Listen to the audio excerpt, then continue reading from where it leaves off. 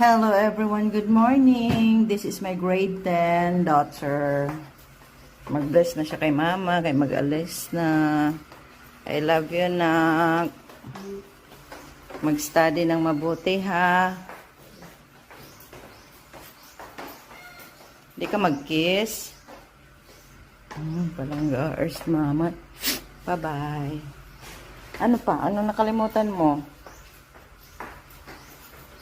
Ano ba yan? Grabe ka busy. Ano ba? Dali na. Bye-bye. Dinak-nak. Bawiin mo yung ano mo, ha? Yung pangit mo na grades, ha?